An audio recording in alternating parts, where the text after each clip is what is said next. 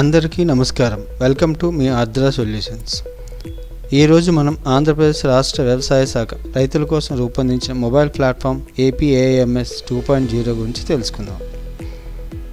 ఈ APAMS 2.0 అనగా Andhra Pradesh agriculture information management system. దీనిని ఆంధ్రప్రదేశ్ ప్రభుత్వం 2025 ఖరీఫ్ సీజన్లో ప్రయోగాత్మకంగా ప్రారంభించి 2026 ఏప్రిల్ నాటికి పూర్తి స్థాయిలో అమలు చేయడం జరిగినది. ఈ యాప్ను మీరు మొబైల్ ఫోన్లో గూగుల్ ప్లే స్టోర్ నుంచి డౌన్లోడ్ చేసుకొనవచ్చు. APAMS 2.0 యాప్ వల్ల రైతులకు కలిగే 6 ముఖ్యమైన ప్రయోజనాలు. 1. భూమి వివరాల పరిశీలన. 2. ప్రభుత్వ పథకాలు. 3. ఎరువుల లభ్యత. 4. పంట వివరాల నమోదు. 5. మార్కెట్ రేట్స్ మరియు వాతావరణ వివరాలు. చివరిగా వ్యవసాయ శాస్త్రవేత్తల సూచనలు మరియు సలహాలు. రైతు సోదరులు గమనించవలసింది ఏమనగా, మేము ఈ వీడియోలో వివరిస్తున్న సమాచారం అంతయు APAMS 2.0 యాప్లో ముఖ్యాంశాలు మాత్రమే వివరించడం జరిగినది. వీడియోలో చూపిన విధంగా ఇమేజెస్ యొక్క వివరణ పక్కనే తెలుగులో ఇవ్వడం జరిగింది.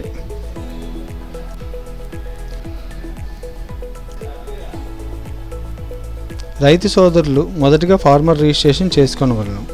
ఇక్కడ వీడియోలో చూపిన విధంగా మీ యొక్క ఫోన్లో చేయవలసి ఉంటుంది. వీడియోలో చూపిన విధంగా యాప్ ఓపెన్ చేశాక హోమ్ స్క్రీన్పై ఫార్మర్ ఆప్షన్ను ఎంచుకోవాల్సి ఉంటుంది. ఇక్కడ రైతు తన యొక్క ఆధార్ నంబర్ను ఎంటర్ చేసి మీ రిజిస్టర్ మొబైల్ నెంబర్కు వచ్చే OTPని ఎంటర్ చేయడం ద్వారా లాగిన్ ప్రాసెస్ అనేది కంప్లీట్ అవుతుంది. ఎంపిన్ సెట్ చేసుకోవడం. ఎంపిన్ సెట్ చేసుకోవడం ద్వారా భవిష్యత్తులో యాప్ను సులభంగా ఓపెన్ చేయడం కోసం మీకు గుర్తుండే విధంగా 4 అంకెల సంఖ్యను పాస్వర్డ్గా పెట్టండి. ఒకవేళ భవిష్యత్తులో ఎంపిన్ మర్చిపోయినట్లయినా యాప్లో ఫర్గెట్ ఎంపిన్ ఆప్షన్ మీద క్లిక్ చేసి మరలా OTP సహాయంతో ఎంపిన్ క్రియేట్ చేసుకునే సదుపాయం కలదు.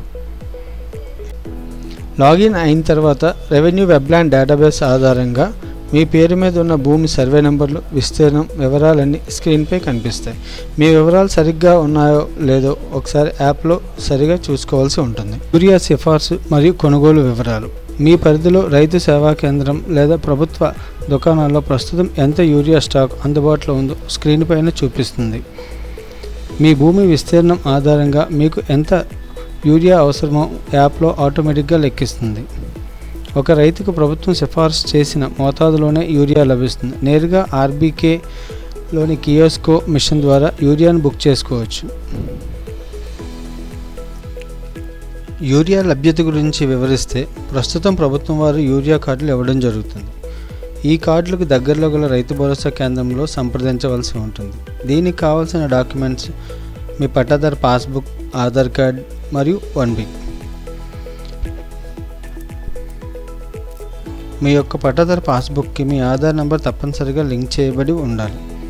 రైతు సోదరులు ఈ విషయాన్ని గమనించవలసి ఉంటుంది. ఇక్కడ మరొక విషయం ఏమిటంటే, అన్ని రైతు భరోసా కేంద్రంలో ఈ కార్డులు జారీ చేయబడవు.